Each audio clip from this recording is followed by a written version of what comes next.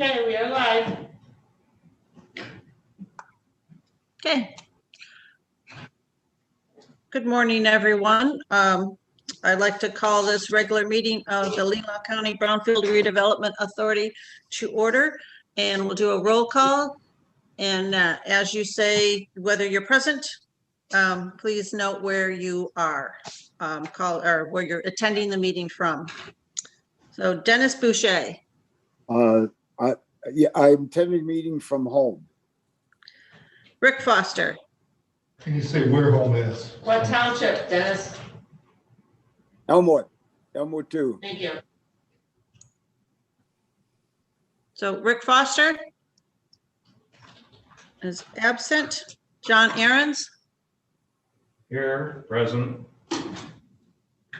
T. Evataxidis. Elmwood Township, Michigan. Ted Janik. Here. Ty Wessel. Here from Anna Maria Island, Florida. Kathy Egan is here from Huntington Beach, California, and Trudy Gala. Yeah.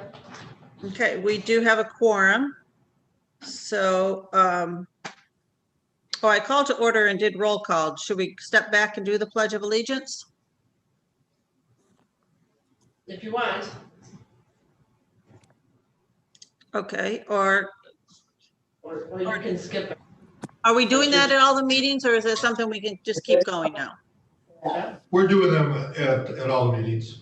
Okay. Well, okay, Chet, will you lead us in the Pledge of Allegiance? Thank you. I pledge allegiance to the flag of the United States of America and to the republic for which it stands, one nation, under God, indivisible, with liberty and justice for all. Oh, that's what I was trying to do. All right. Thank you, Chet. So our first stop next is public comment.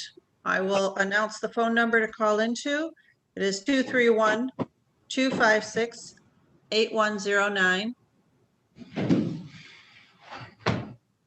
And if someone calls on that line, we will interrupt the meeting and take their comments. Are there any director comments, Trudy?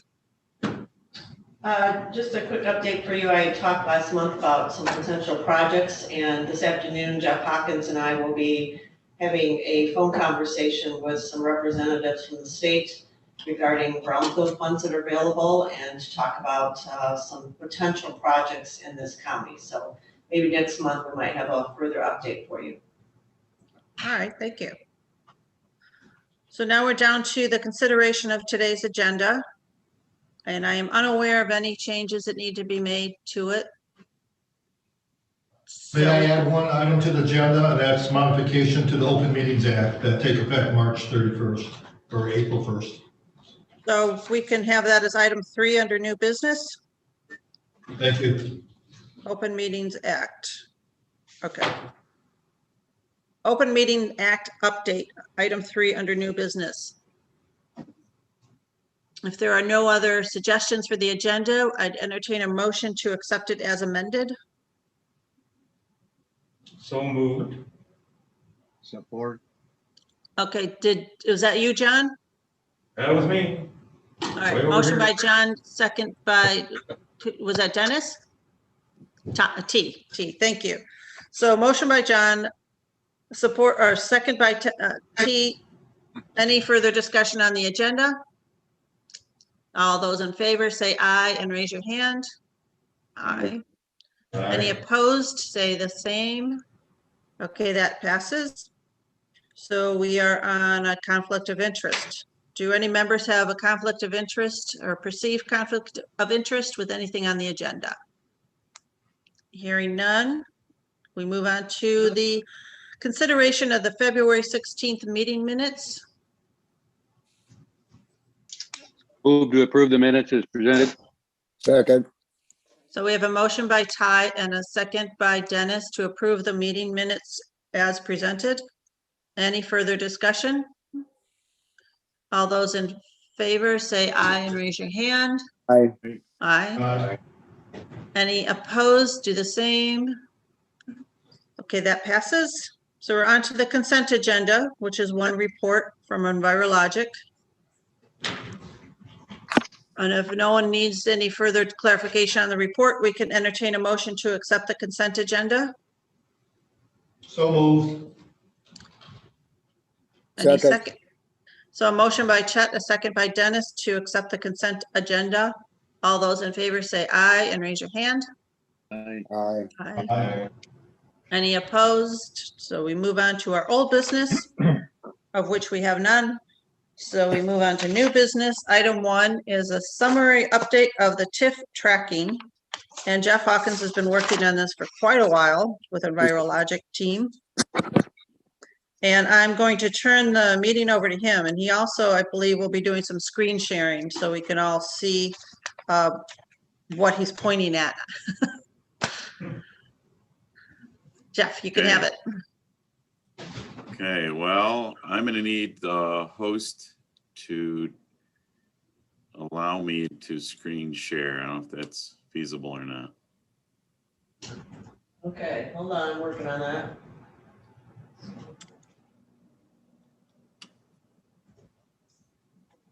I promise I won't share any undesirable things.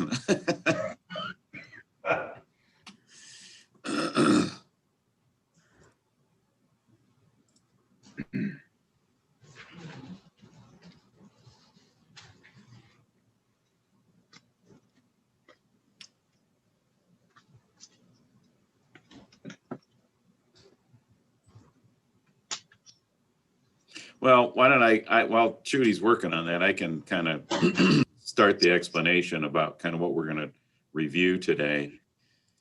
So the intent here was originally to take the 4 brownfield plans that have been in place for several years now and enter it into a tracking system that allows us to get a better understanding of really what's been collected, what are the eligible costs that need to be reimbursed, and when and how do we do that. Unfortunately, because of the length of time that some of these plans have been in place, we've had to do some cleanup on them and so forth. But basically, the way the system has been established and put together, and we've talked about this before a little bit, but for the 4 active plans that we have, the 2 Ps, which is the former Wales Cleaners, the G-Track, which is the old Norris School and the overhaul site, and the Leland residential site, and then West Bay projects, or the West Shore Crossing project. So those are the 4 that we've put into the system. And the system really is it's nothing proprietary. It's an Excel spreadsheet system that we've used in the past, and we can tweak and modify, to your desire. But essentially, as you know, most worksheets in a spreadsheet, usually we use tabs in those worksheets. And typically in this one, the first sheet is considered to be a statement of an account that really kind of summarizes the basic project information, such as the address, the parcel identification numbers, the local governmental units, and the various taxing jurisdictions. And we'll look at that in a minute. The second tab typically is the tax capture detail, and we basically do that tax capture detail on a parcel by parcel basis. Sometimes plans have 1 parcel in it, and sometimes, as in the Leland site, we've got, I think it's 13 or 17 or something like that parcels. So it can be fairly simple, or it could be relatively somewhat complicated. On the final tab, which is not something we necessarily always share with everybody, but it's really kind of an analysis of the eligible activities, both that were approved in the Brownfield plan and that we, at some point, hopefully have documentation that we need. And when I say we, the Brownfield Authority needs to reimburse those eligible costs, whether that's to the Brownfield Authority for any costs incurred by them, whether that maybe was through a EPA grant or an EAGLE grant or loan. Well, it wouldn't be an EAGLE grant. They don't allow us to reimburse on those. And or whether it was to actually to the developer. So that's kind of the way this thing is set up. Now, in an ideal world, and whether we'll get there or not, I mean, we have, for some of our clients and communities, we actually process it to a point where every year we'll send statements, so to speak, to the taxing jurisdictions, which basically kind of make sure everybody's on the same page, because you'll see in actually some of our recommended actions today, we're going to recommend that we have to return some funds to some taxing jurisdictions because they were erroneously captured as part of the brownfield capture. And so by doing statements to the various taxing jurisdictions each year, it kind of just makes sure it's reset. Everybody's on the same page. Sometimes there's millage changes that occur and so forth. So it allows just making sure that things are accurate going forward. I'm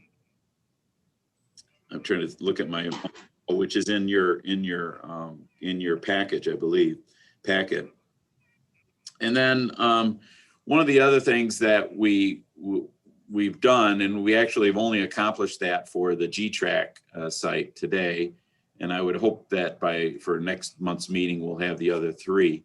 But we call a reimbursement analysis, and it just kind of takes those other pieces and kind of puts it in a sheet that allows us to track totally the eligible costs, what's been captured, and what's being recommended for reimbursement. So with that, I'm still not able to share my screen. I don't know if that's. It's at my end, Jeff. I can't get back to the screen that I need to do that for you.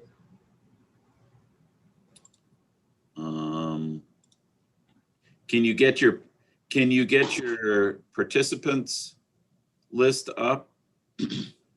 No, I can see it, but I can't pull it up on the screen.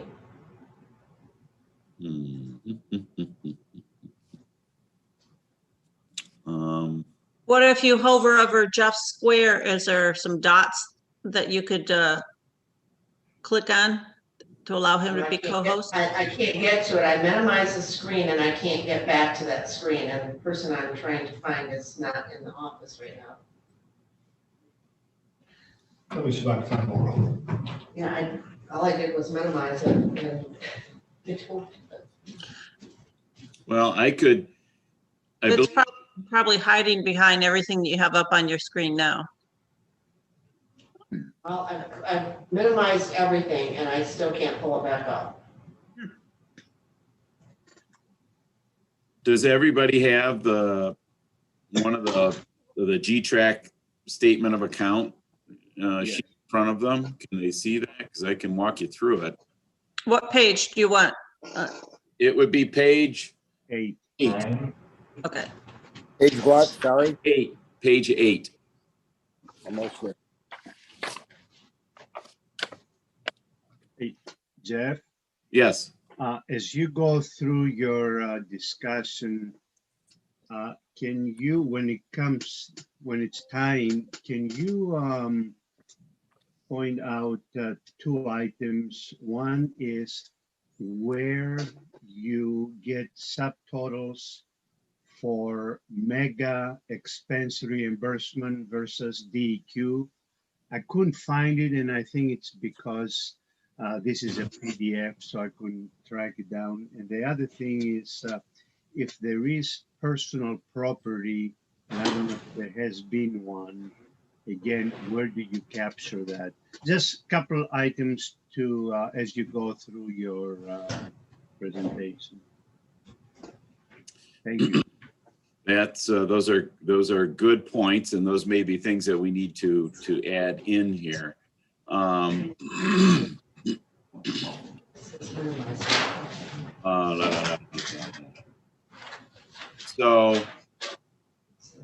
So this first statement of account for G-Track, basically, as I indicated, shows on the top portion of that spreadsheet, you'll notice that there's actually 3 addresses and 3 parcel IDs that were included for this brownfield plan. And Jeff, go ahead and try to share your screen. Okay.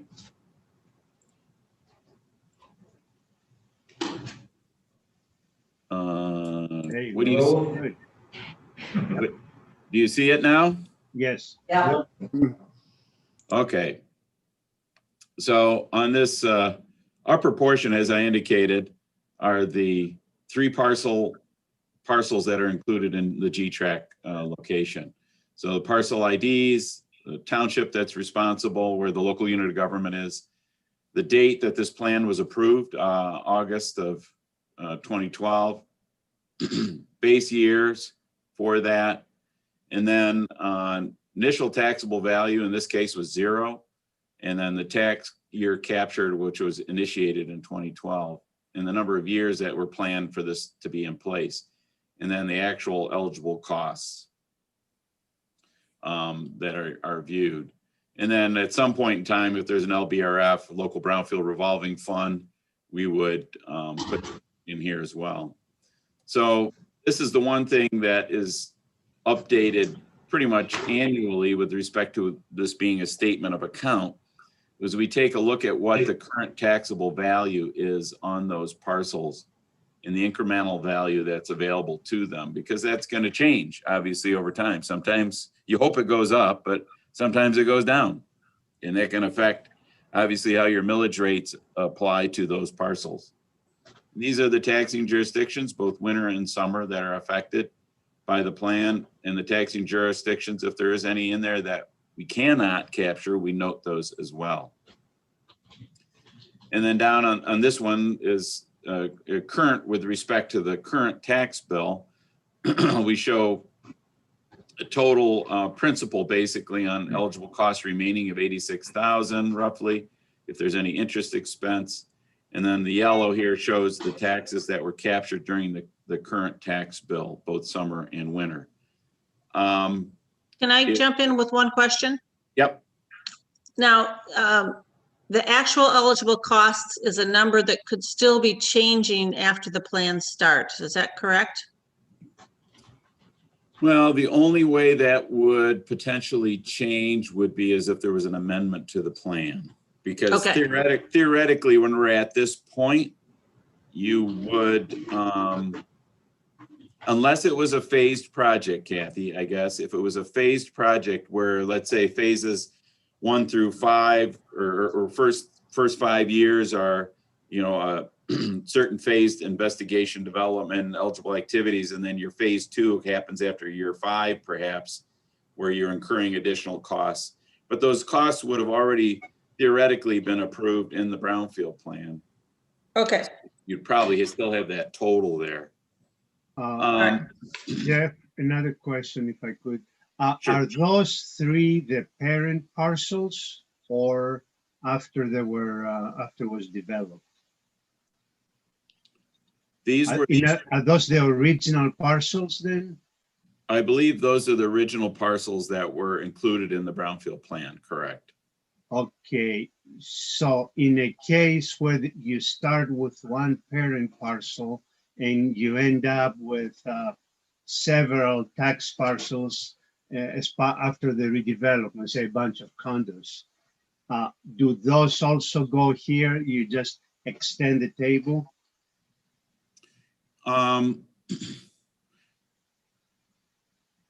Yes, you could do that for sure. But I would probably anticipate that they would have been, if it was like condos or something along those lines, the original parcels would still encompass those locations. They may just have a different parcel ID number. So you would have to adjust that accordingly, correct? So you just extend the table, so Sure. you show the capture and everything else from each daughter parcel. Sure. So Okay, thank you. Yeah. an example of that, I'll just jump don't get blurry here. I'll jump ahead real quick, but this one would be, so you can see here, this is the Leland one, and you can see all the different parcels that are included in there. And this is the statement of account for this particular project. And in this one, there's 17 parcels on it. But if there were some changes with respect to the parcel numbers in regard to what T is talking about, yes, that you could make that modification for sure. Let me get you back here.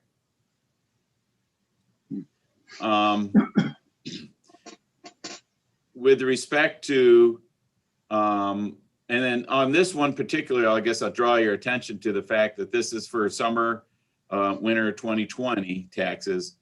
But we also have a little subtable here, which is not always the case that we would have, but we'll put it in here in this case, that through the summer of 2019, since this thing started in 2012, we've captured a total to date of $43,500 previously to today, so to speak.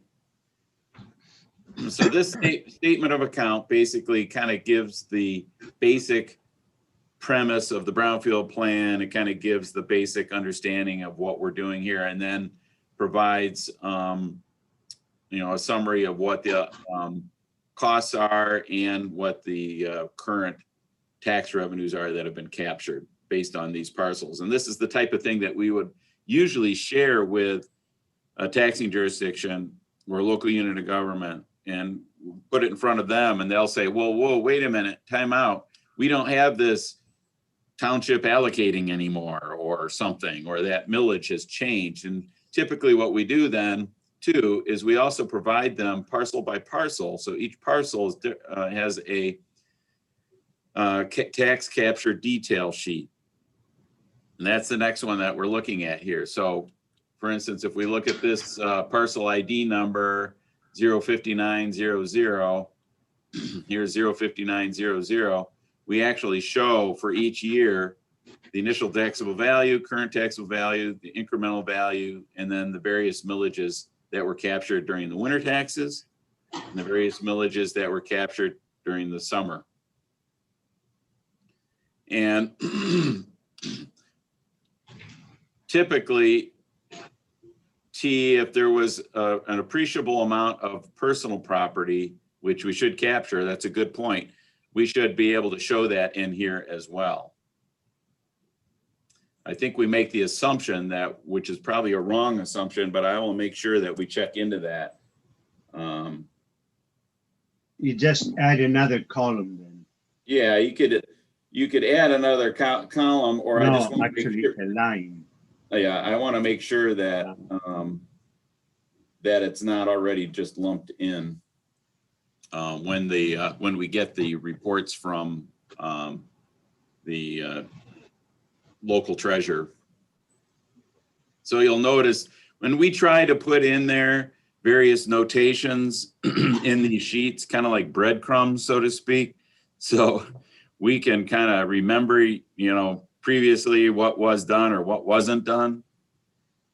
And so here's the second parcel, shows the same type of details with respect to current values, and you'll see those current values have changed. Fortunately, they've appreciated in this case. And we've also probably had some situations where some of these millages have changed as well. Just slightly one way or the other, or whether another millage was added or enacted. I think, like for instance here, this is a notation, this early childhood millage. In this case, we have a notation here that this was a new millage in 2020. So we can capture those new millages as they occur, as long as they're not debt millages or some other special assessment, perhaps, that might not be eligible. And then in this case, too, school debt is not collected under the program. And I don't think it's in this one, but on one of the ones we'll look at, they've inaccurately captured school debt before, and we're going to have an action to repay some of that. And then this is the third parcel, shows the same information. And then ultimately our goal here, well, before I get to that, this is gets to be much more complicated, and I apologize for that, but it's useful information. This is basically our take on what we believe are the eligible activities that were incurred during the plan. So we have the eligible activity, who it was incurred by, and whether there was versus what the estimated expense, which is typically what was the budget in the Brownfield plan. that was approved. Good. And then we actually then will have an invoice and then an actual expense. And so we track the both what are the authority expenses and we track what are the development expenses. And we list them all based on what was approved in the Brownfield plan, who the subcontractor was, what the estimated expense were, what the invoice was, the actual expense, and then whether we can capture, use local taxes or school and local both for projects. And then what we can put here with respect to the brownfield prep and so forth. And then ultimately, what is the developer total approved or the approved expenses, which is inclusive of the LCBRA. And T, to your point, it just dawned on me here a little bit with respect to whether we have the Michigan Strategic Fund, MSF, eligible expenses or mega expenses versus Eagle expenses. It's unlikely in Leelanau County that we'll ever have any MSF expenses because you don't have any core communities in Leelanau County. Oh, what about demolition and abatement? Well, demolition and abatement still, we get pushback from MSF unless it's you know, even in non-environmental type activities. Even though it says it's approved statewide, unless it's in their priority areas with respect to a redevelopment ready community, zero lot line, high density, and so forth. So I shouldn't say that we wouldn't get it approved. You're right. There may be, I think we were pursuing it on like the Silver Tree Deli, I think was one project that was going to be some MSF involved. So you're correct. We would show though in here a distinction between whether it's a Eagle eligible or MSF eligible. We just don't have any of those here, I believe, in this case. We did have some, well, I should say we do have some mega here for asbestos. So I've got so many of these spreadsheets running in my head. I'm sorry. It looks like we did have some in here for that. But so we break it out for what those eligible costs were to try to track it. And this took a lot of going back and digging through the records to try to figure out what was done and what wasn't done. I will, and then so we try to show, we even try to state policy in here, and we estimate what the school tax capture can be, what's school and local only or local only, and try to break those up. So ultimately what we want to end up with is this tool that will be presented to you. I want to shrink this a little. This is what we're calling a reimbursement analysis review. And basically this takes all that information and kind of accumulates it into this document here, where we're actually showing the expenditures of the LCBRA and costs that were incurred for building, demo, abatement, asbestos, survey, phase twos, all the stuff that the Brownfield Authority paid for. And then this section right here would be what payments were made back to the LCBRA. It's blank because you haven't made any yet. That's what we're going to talk about today or try to approve today. But it does show here that in pending, based on what's been captured to date, and it shows again, state and local, we can break that up. And we have a total of $51,828.29 that is eligible or invoice approved. This was originally approved $126,000, but only $51,000 was incurred. Similarly, down here, we have a payment that goes to the state Brownfield fund. It's that half of that $6 million state education tax that we have to capture. And then we have a section here for the developer and what their approved eligible costs were. BRA has not approved anything yet. and these are the costs that were incurred. And then down here, we show what payments were made to the developer. Now, in this one particularly, which is a little interesting, we have interest. There was an interest that was estimated for that plan of $104,200. We've not been calculating interest on this thing ever since it started. And keep in mind, this plan started back in 2012.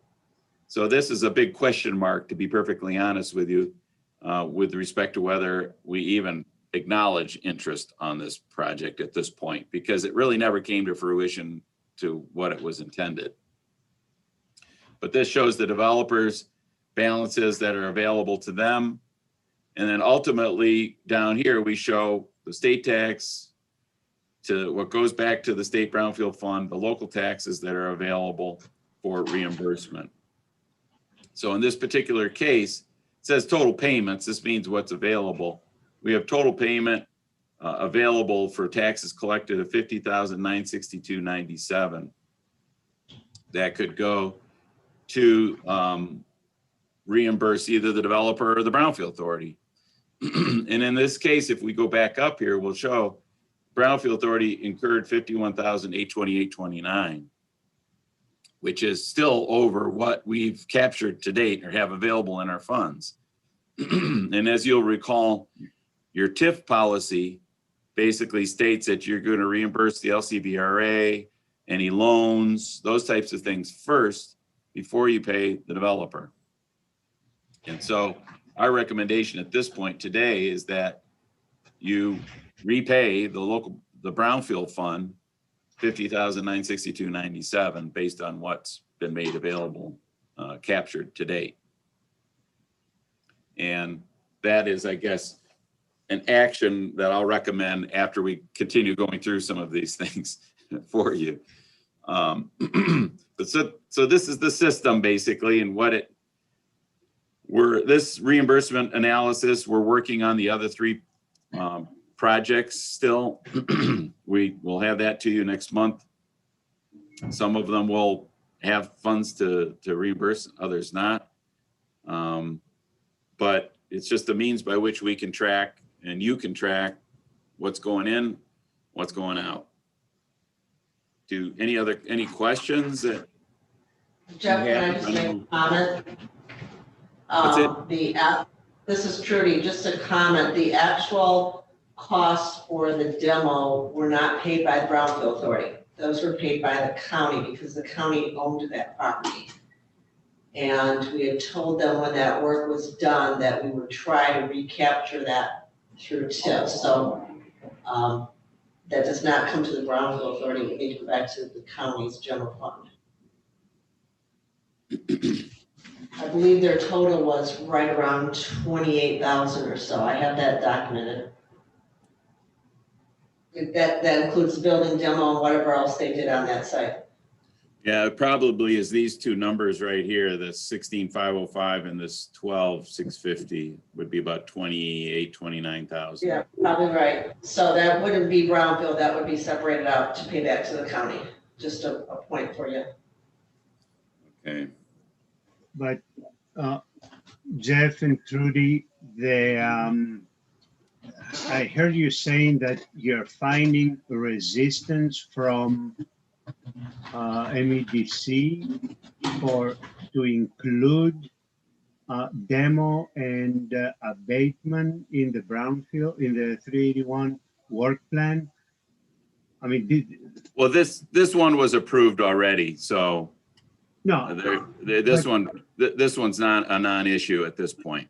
I understand, but in general, is that something that you've experienced with MEDC?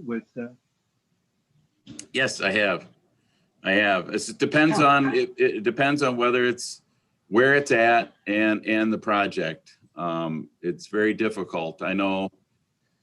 For instance, I know in the Traverse City Whiskey project that we're still dancing with up there, there's some demo and so forth that needs to be done on that site. And, just based on its location, MEDC is not very supportive of it.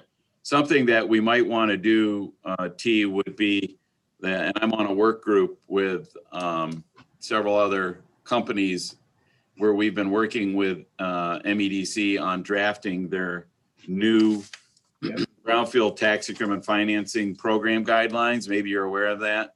Yep. And those are going to be, I think, presented to the MSF board this month at their meeting. And we are pushing pretty hard at them to allow some of these activities that we've just talked about on sites that are smaller sites that don't require the same level of data mining that they require on certain projects, because it's just not very economical. I'm surprised because right next door in Grand Traverse County, we've never experienced this, so that's why I was surprised. But anyway, thank you. Well, I think it makes a difference that we don't, unfortunately, I don't have any core communities in Leelanau County, for one, which shouldn't necessarily make a difference, but No, because we have a township. correct. You know, Garfield Township has not been a problem. So, okay, thank you. I had something else I forgot. This is very good, Jeff. I mean, it's a lot of work and it breaks down a lot. But, you know, I was wrong earlier about the personal property, just adding a column. You really don't need that because personal property is going to have its own tax parcel number. So you just add another parcel.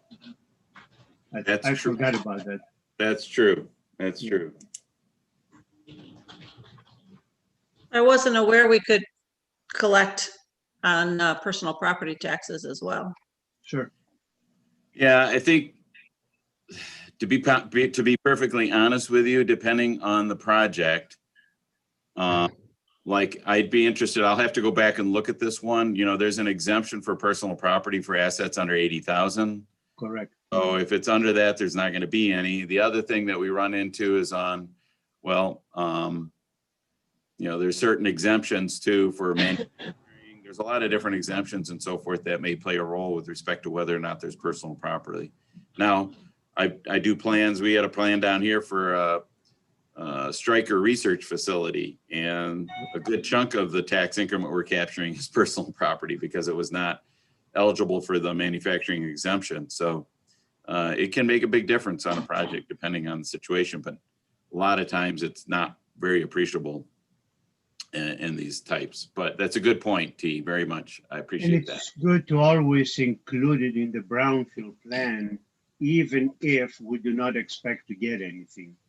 Correct, and that's typically a blanket statement that we'll make in those Brownfield plans is that, and I guess we consider it to be gravy, so to speak, if it's there. Exactly. So anyways, that's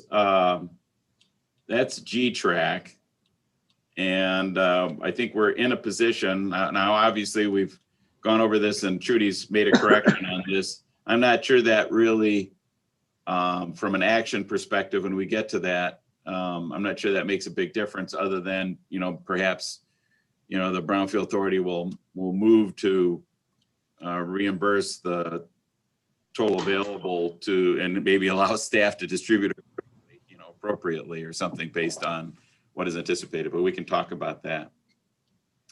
So Kathy, you're going to have to tell me how much is too much with respect to discussing this. And maybe in generalities, we can look at some more.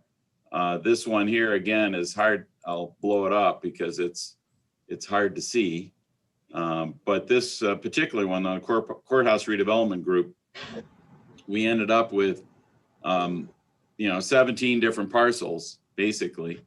And some of them are in the plan are non-taxable because they're, some of them are either held by the development company or they've been now privately sold. I think we have a couple that maybe that wasn't updated, but it should have been in here. We're still working on this a little bit because we'll find, I think there's a couple that have already been sold and there's a couple that are owned by the township and so they don't have any taxable value. But on the, I think the gist of this project, the Leland project, is that we anticipated a lot more tax increment to be generated on this project by now. And we do have some obligations with respect to a loan that you renegotiated that needs to be repaid. You also have a revolving loan fund grant from EPA that technically you do want to repay, because that, you know, it's basically a means of capitalizing a loan fund for you to use on other projects. That's not to say, though, that after a certain period of time, you can kind of forgive it, so to speak, but I'm not sure that's of advantage to do that. But we've, to date, on all parcels, I believe, through 2019, I don't think this is not including this year's taxes that were captured. We've captured about $58,000 in taxes, and from all these parcels. And then you'll note that these parcels 13 through 17, no taxes have been captured because there's no value on those, because they're owned by the township, I believe. And then in 2020, winter and summer taxes were captured, were 33,000. So we've total have about almost $90,000 or $81,000 available, maybe $82,000 that are going to be available for reimbursement. Now here again, on this particular project, you know, we've done a statement basically for each property. And I noticed at the front, we're gonna have to change that because we didn't on this yet. This one parcel has been, a lot of them have been purchased since we've started on this. Well, let me ask about that. So if a parcel in that project has been purchased privately, we could still capture those taxes, right? Because it's still in the Brownfield plan. Absolutely. Okay. Yeah, and keep in mind that when we do a Brownfield plan, now this is something I guess you'd have to, it's really not necessarily up to us, but we do a development and reimbursement agreement with the developer. And that really defines the rules of the road with respect to who gets what and when. And if they so choose to sell that property and they still have debt to be repaid through the Brownfield plan, you know, it's really up to them to make that negotiation with the property owner as to who gets that money. But typically it goes back to the developer, even though someone else is paying the taxes. Okay, yeah. So not to belabor, these are the same tables basically you saw with G-Track based on the year that this project started. And obviously there was a lot of years where we didn't have any tax capture. And just until recently in 2018, basically when we did that project or sold this to Courthouse Redevelopment Group is when we're starting to see, you know, capture start. And I'm not going to go through each one of these.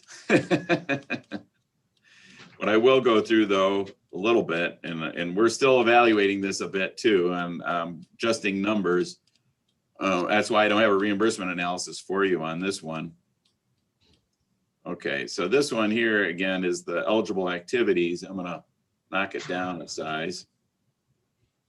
But in this particular project, it shows a total of 792,293 that goes back to the authority, but that's not accurate because we didn't subtract out basically we have the loan to Eagle, and we have already paid almost 226,000 of it, so that should be knocked down a bit. But we want to just make sure that we're accurately capturing the amount that needs to be reimbursed ultimately to make you whole from both the payments that are being made to Eagle as well as what the remaining debt is to Eagle. So we've got to make an adjustment there. And then down below, we have some developer expenses. But in this particular case, it's a little bit of an inaccuracy because we kind of have the Courthouse Redevelopment Group in here as having really the only cost as a developer was the match that they made on the RLF.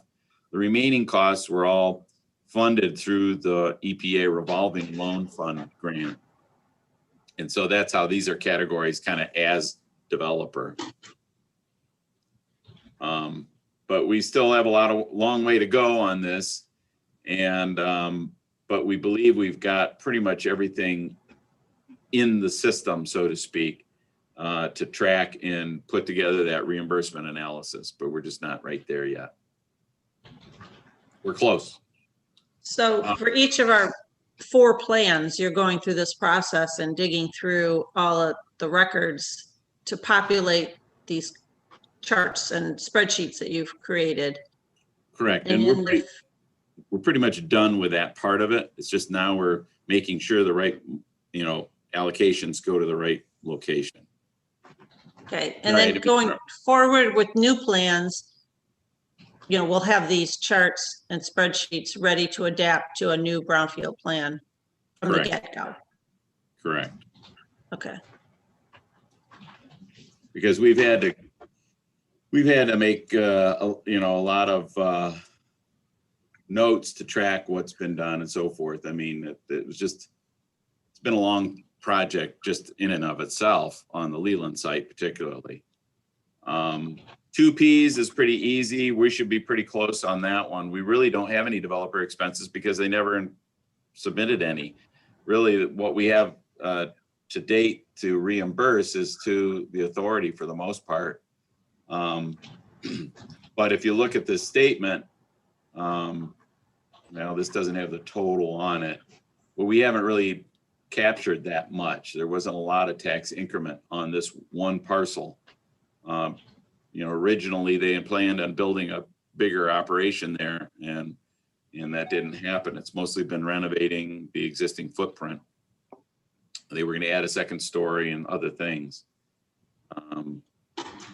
Jeff, Yes. question, please.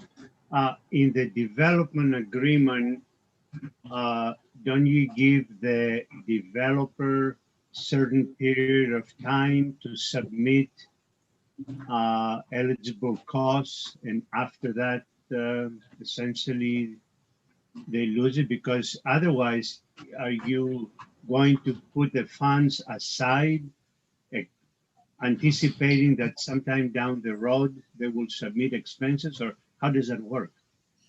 Well, to your point, T, exactly. There is a time frame with respect to, and your TIF policy also has some instructions with respect to what they're supposed to do. Okay. And Trudy and I spoke about this, and we never received a signed development reimbursement agreement back from the developer. So I think our position on this project is that ship has sailed. Yep. And so we're going to get close to, let's reimburse the eligible costs. That can go back to the authority, capture what you can in the local Brownfield revolving fund, and be done with it. Okay, thank you. And actually on 2Ps, part of their taxes haven't been paid in 2020 either at this point. But when you look at total taxes captured to date, I think we've captured about $3,800. So there hasn't really been a lot there off of this project, period.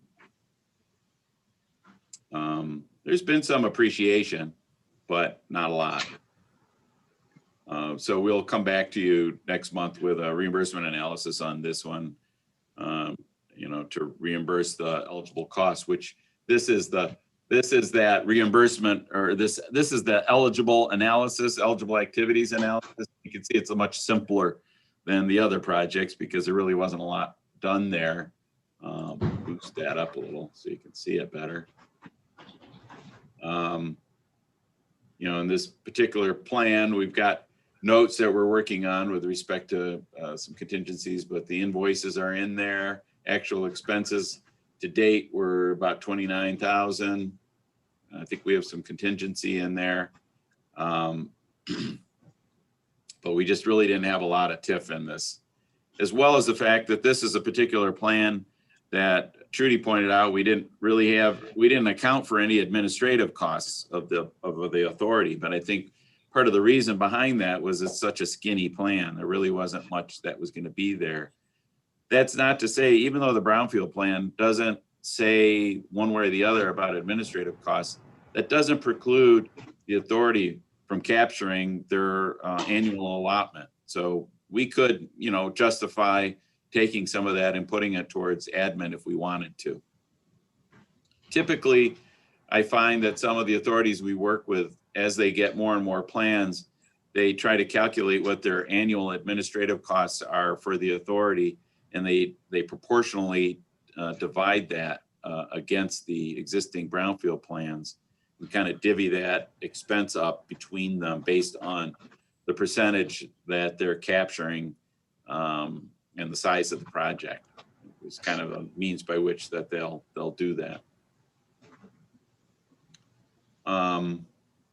West Shore, that's another challenging project a little bit here because nothing's really happened on there. I believe this is a project that I suspect will be coming back to you next month with a recommendation that we abolish the plan and just end it, because there was some costs incurred that have been already paid with tax increment, but really there's no other to reimburse. I guess what we could look at is we're trying to calculate here what could potentially go back maybe to pay for administrative costs and maybe an LBRF, the local brownfield fund, and then end it.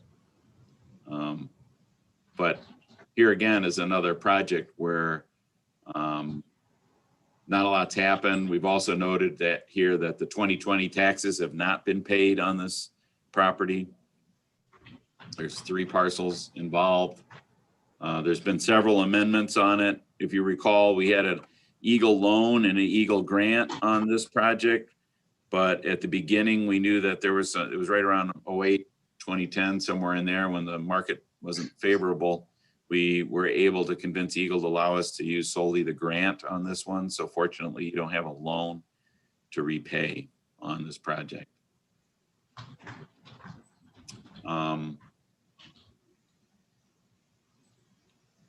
That one's still underway. So, trying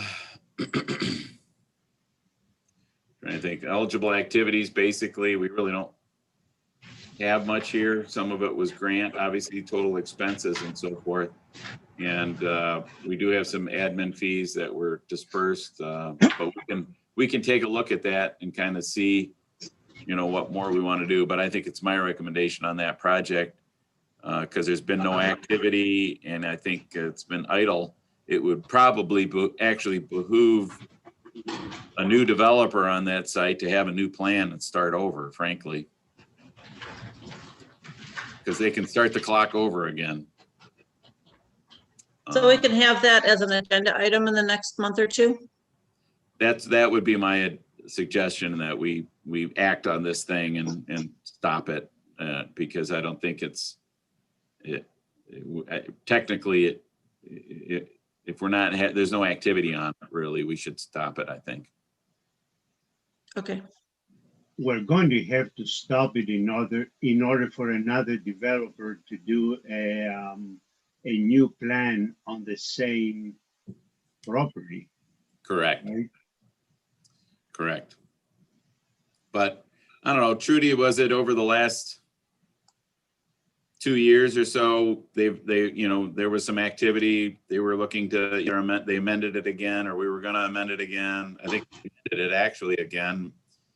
Yeah, I actually met with, there's just a single owner of it now, and I met with him probably 2 years ago, and he sounded like he was going to get moving forward on this, but I've driven by it a few times, there's just all that soil piled up outside, and I don't know that there's any plans to do anything. Right. Who is the owner? Who is the owner? I believe his last name is Johnson. Ron Walters was a general manager on that site, but he's no longer involved in the project. So originally it was a couple different investors and they kind of stepped aside or bought out what have you, and ended up with just this one particular owner. Maybe This Johnson. I can look. No, that's okay. That's okay. Oops. This table here really is not one that we're planning necessarily to provide you every time, but we were actually doing this just for our own purposes, but I thought it was informational. I thought it was useful to look at today. It basically just shows your 2020 tax increment received by Leelanau County. And we have all the plans on there. So we have Leland, Elmwood Township, Sutton's Bay, and again, Elmwood Township so that's the former government complex, G-Trek, 2Ps, and West Shore. And you can see the amounts that were received in winter, summer, what we anticipated. So we anticipated 33,000 in TIF revenue. We've collected 29,000. Similarly for G-Track, we anticipated 7,400, got a little bit more, but I think that's inclusive of the school debt that was inaccurately captured. And then Sutton's Bay Township for 2Ps, we expected about 1,700, and we haven't summer. I guess winter taxes weren't paid, and Elmwood Township West Shore, we anticipated 4,200 and got really taxes weren't paid on this one either. So it just kind of gives you a summary of 2020 activity. Like I said, we were kind of doing it for our own purposes, but thought we'd share that with you. And then this, I'm trying to see what's next here. Okay, so this email basically here was another kind of an action item. So I don't know if you want to go to, I'll explain it just briefly. This is regarding debt millages that were inappropriately collected that would need to be returned. For instance, Elmwood Township for 2020 school debt from the G-Track plan, they sent $664.96, which technically we should not be capturing. West Shore, they didn't do that on because nothing was paid. Sutton's Bay, $96 in school debt total from 2019. And I guess there's a question of some of these older ones, whether we really do anything on that. I think that's something, Trudy, we talked about because the village also didn't capture about $564 that should have come to us in 2018. And there's some also some debt millage here for fire and rescue, about $24 and so forth. So I think Trudy and I, when we talked about it, we're kind of the mind that we just let sleeping dogs lie on that one, and we try to make sure going forward that Sutton's Bay understands what needs to be submitted and not submitted, because it's going to make a lot of mess for them to clean it up if we sent them something back, particularly on the order of $100 or something. And then Leland Township, $762.03 should be returned for the township fire bond. This was a total collected 2019. We did get this corrected, and they did not do that in 2020. And then also about $1,600 was inappropriately collected for school debt in 2019. Not exactly, there's some question on which bond it represents. We may have to try to straighten that out with the township, but the total still is accurate. So, I mean, our recommendation to the Brownfield Authority, I guess, if we're moving on to action items, unless we have any other questions, would be, the first action would be that the Brownfield Authority authorize the reimbursement to the Brownfield Authority, and I guess the county in this case, for that total dollar amount, which was 50,000 and some change. We can go back and look at that number. I guess the second action item would be reimbursing the school debt for Elmwood Township on the G-Track plan, and that $664.96 amount for the 2020 school debt. And then the third action, I think, would be the $762.03 return to the township fire bond for Leland Township, and the $1,663.56 be returned to Leland Township for the school bonds. I think there should, If I'm understanding this correctly, and just listening to the discussion, does the Brownfield Development Authority actually owe the $16,000 for building demos, or was that taken care of by the county? 1,600. Back on the reimbursement analysis, Which page of the agenda packet, John? page 13 of 44. Okay, those amounts that I mentioned that were actually paid for by the county. Yes, I have that documented. It's, Jeff is probably right that it's the two amounts, the 12,650 and the 16,505. I have that back in my office documented as the actual amounts paid by the county, so we can separate that. Does that get then backed out of the total that that's in red there at the very end, subtotal LCBR? No, it's part of this already. It was the building demo and I believe the abatement and maybe even the survey work.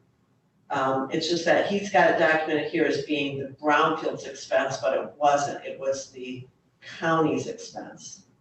So when we reimburse, we should make sure the county gets that amount and the Brownfield gets whatever else is left. Yeah, I'm doing the math right now. I have a question on the 51,828.29.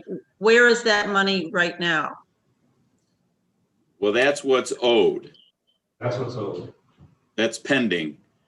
So this is the total amount that theoretically is paid. Well, I theoretically said to the Brownfield Authority, but as Trudy has corrected us, the Brownfield Authority and the county for expenses incurred, eligible expenses incurred on the G-Track site.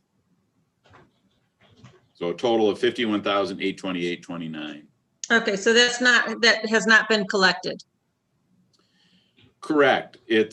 Those are, I guess what I would probably do, maybe we should do is do a motion approving those total expenses of 51,828.29. And then, Could I interject here? What's that? Jeff, if you can, I was just gonna interject here. If you have these amounts, I've just jotted down your recommendations, what needs to be returned to the townships. And then also on the G-Track is if the Brownfield Authority agrees to that I put it together into the claims and counts for next month. Okay. I like that. That's keeping it all in the right boxes, so to speak. And also, as far as accepting the 51,000, it's almost like we're accepting all of the TIF reporting for G-Track. Would that be the motion or the action?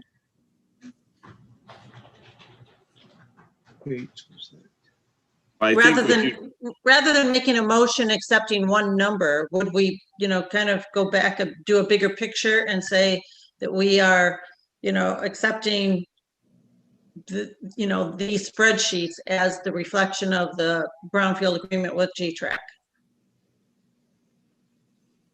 You could do that. I mean, typically what we find is that if the Brownfield Authority approves the eligible expenses, that number is not going to necessarily change.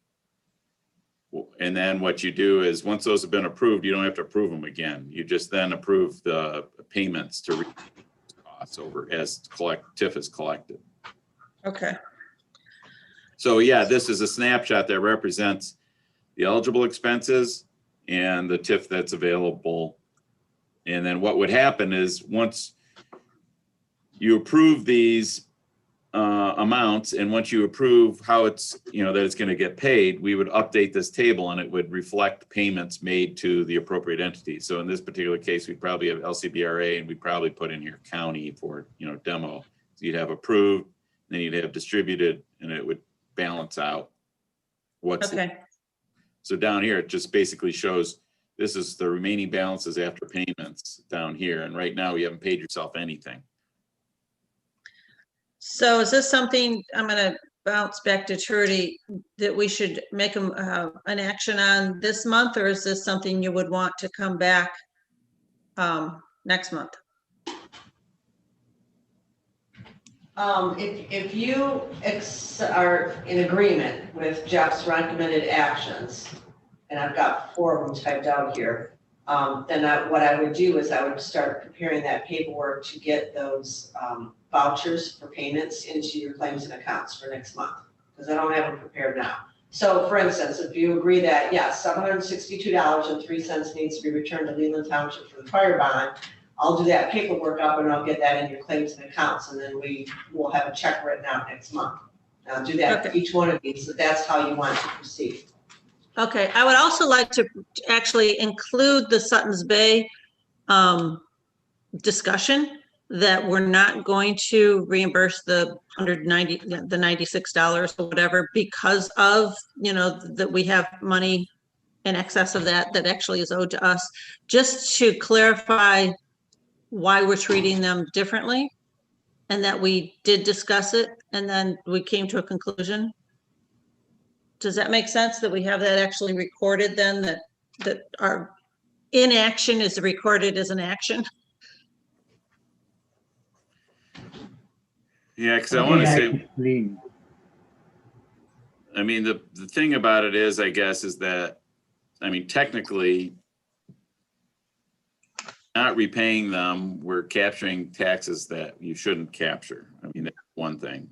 But I think we in our conversations with the township, I have to talk to Teresa on my staff, because I think she had conversations with them. And when we mentioned to them about returning dollars for 3 years ago taxes, they freaked out. It was kind of a decision that we just let it lie. But we could put like a memo that addresses the position that we're taking on it. I think that would be a good thing to do, to keep that in the record. Great.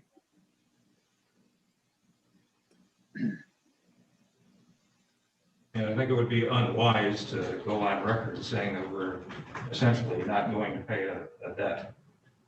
Yes. I do have a question as a newbie to this. How often does this sort of thing happen? I'm wondering if it's wise in the future to establish some sort of escrow, or what you might call a petty cash fund, that if taxing entities ever come to the Brownfield Authority wondering why, hey, we actually did a forensic audit of this and you guys owe us $300. How often does that sort of thing happen, where there's, where you do these in-depth dives and you find out, well, actually we do owe a certain, how often does that happen? Is this just something that sort of came up because you were going through these spreadsheets and you noticed this, or does it often happen on your other projects, throughout the state? As I say, it's just a general question.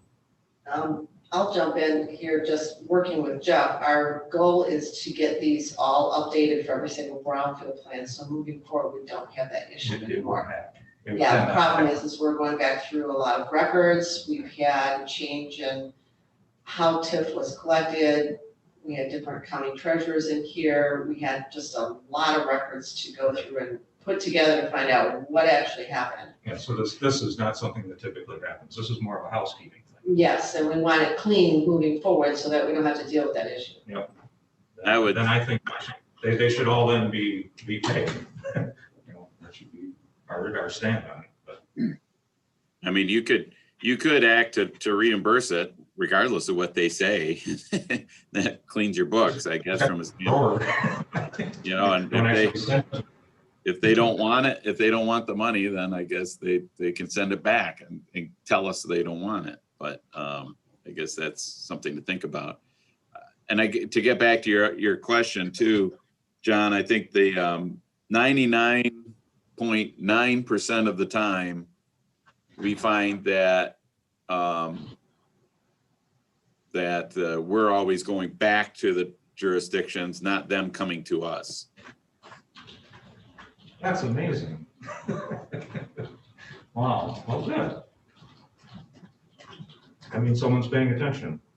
Well, to be perfectly honest with you, not to keep this meeting going longer, but this kind of all developed for one of our county clients because they realized 2 years after the fact that they were never capturing any taxes for a brownfield plan. That was kind of a hard argument to make, to go back 2 years later to say they weren't doing things right. And so developed a system basically because so many people, the brownfield plan gets put in place, everybody approves it, everybody's excited about the project and so on and so forth. And they all go their merry way. And then, Trudy's left holding the bag, trying to figure out, and there's a lot of people like Trudy and authorities like that don't track it. Well, question on that. When we do a brownfield plan, don't we send to the county treasurer directions, instructions on what to collect, what not to collect, how to account for that? Because really it comes down to the treasurer what to capture and how to capture. Yeah, we did that, T, a few years ago through the county treasurer and the county equalization director here, so that it's put on the tax rolls, the date of when the brownfield plan started, when it's initiated, and then when it is expected to end. And then they work with the local communities to make sure that they get it tagged correctly in their taxing system on what's collected and what's sent back here. So when there's a correction, like Jeff mentioned, that, we collected something we weren't supposed to, then that's tagged incorrectly at their end and they need to have that fixed. Yeah. And that's what we're doing, is getting all these loose ends tied up here so everything is correct moving forward. Okay.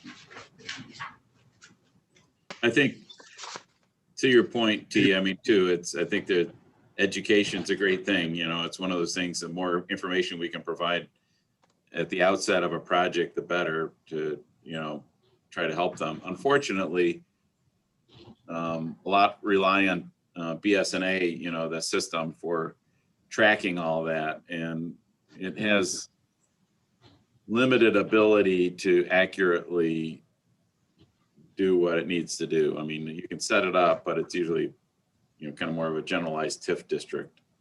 Correct. They often have to override the software to put in instructions. Yeah. Okay. Okay. Any more questions, discussions on this? So we're on to the recommended actions, and Trudy, you said there's 4 of them? Well, I jotted down what Jeff had been talking about, was to authorize reimbursement to the county and the Brownfield Authority for the total dollar amount in the G-Track spreadsheet. That's 1. Reimburse school debt to Elmwood Township on G-Track for $664.96. Third one is to return to Leelanau Township for the fire bond, $762.03. And then return to Leelanau Township for the school bonds, $1,663.56. All right, so let's not do those. What about the Sutton's Bay one? What was The 7th day, the $96? 96, yeah. We talked about having some sort of memo that summarizes that and our action, and then we would adopt, or that summarization explaining that. So we can put that on the agenda for next month. Okay. So let's do these one at a time. I don't believe we should do these in one lump sum.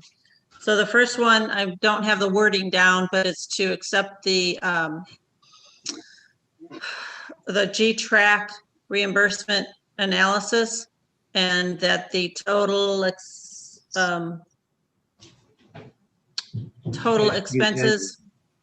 what is the word I'm looking for? Total eligible expenses in the amount of $51,828.29. Did I miss anything? So we need that motion. I'll make this motion.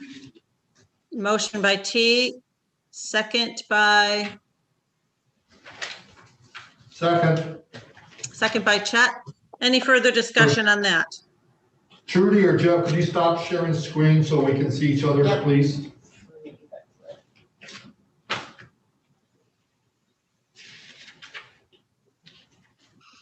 Okay. No further discussion or comments. All those in favor signify by saying aye and raising your hand. Aye. Aye. Any opposed, same sign. So that passes. And then the second one, I have to jump over to the wording. Is at page 42, 41, 42 of the packet. That $664.96 should be returned to Elmwood Township for the 2020 school debt. So moved. So moved by Dennis. Support. I'm sorry, I missed the support. Ty. Ty, moved by Dennis, support by Ty. Any further comment and questions? All those in favor signify by saying aye and raising your hand. Aye. Aye. Any opposed? So that passes. Let me jump over to the other screen. Then we have, Trudy, should we do this in one, Leland Township in one motion or two motions? Oh, it doesn't matter. It could be All one. right. It's Okay, one motion. different millages. Pardon me, T? We're addressing two different millages. One is the fire bond, the other is the school debt. Right, but if we include them specifically in one motion, it should be clear. If we say $762.03 reimbursed to Leland Township for the township fire bond for the monies collected in 2018, 2019, and $1,663.56 reimbursed to Leland Township for school debt collected in 2019. I'll make that motion. T makes that motion. Support. Support by Ty. Any further comment, questions? Okay, all those in favor signify by saying aye and raising your hand. Aye. Aye. Aye. Opposed? None. So that motion passes.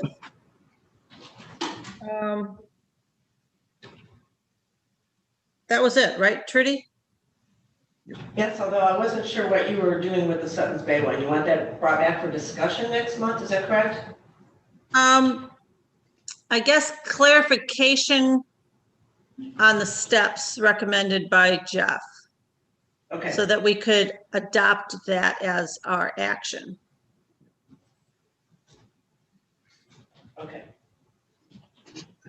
Trudy, yes.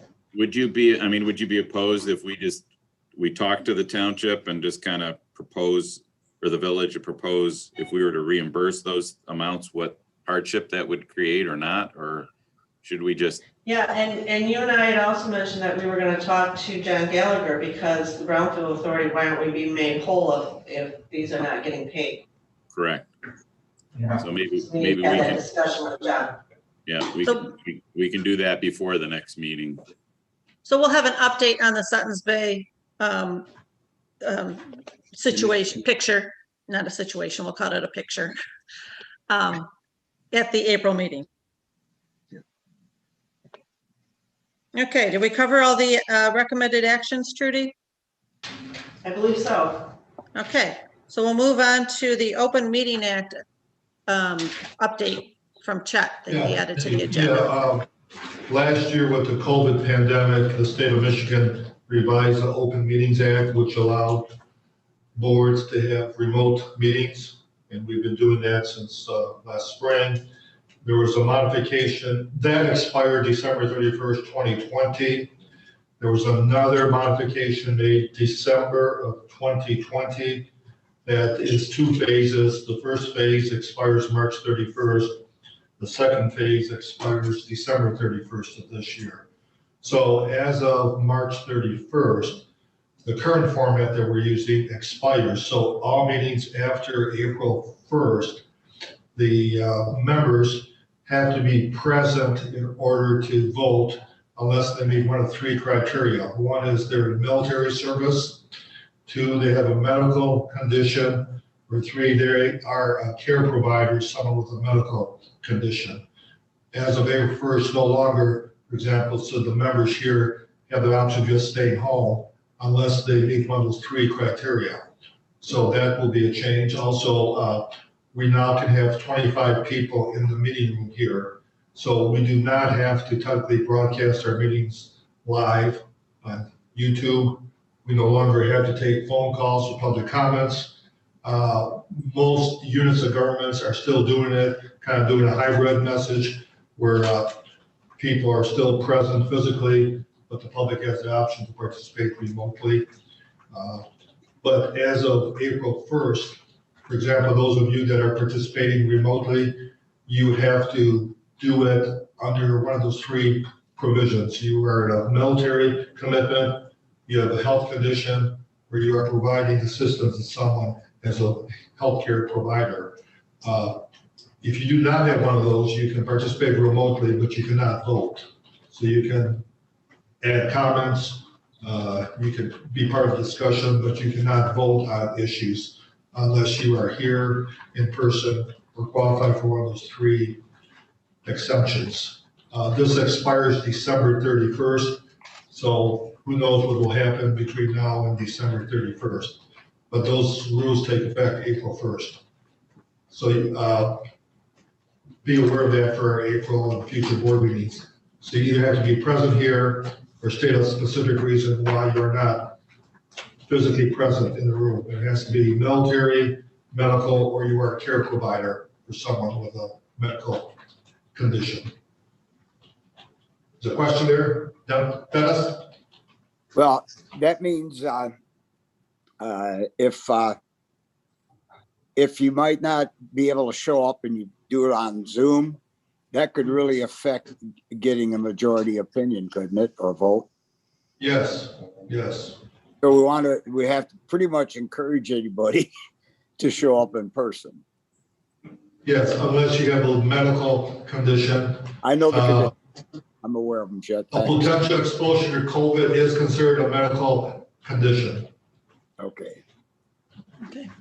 Thank you for that update. It's been a chore all by itself to track what the current standards are for the open meetings throughout this past year. Now, I make these comments with a preface that there is some dialogue in Lansing about modifications before March 31st that could occur.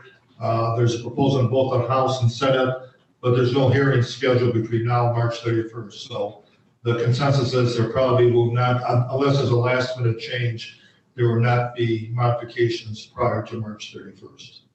Okay. Question. T, yes. Said, does the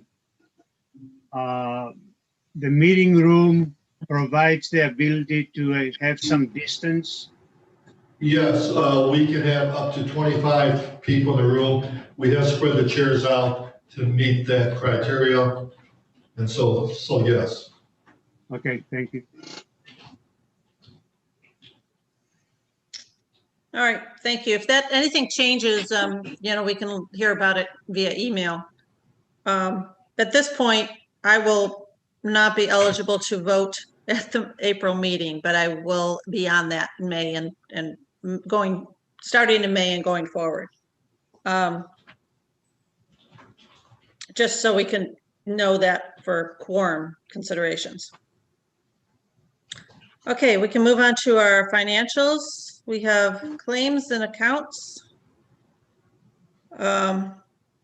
We have bills to pay in the amount of $1,461.25. If someone wants to make that motion. So moved. So moved. So made by T and second by Chet. Any further discussion on that?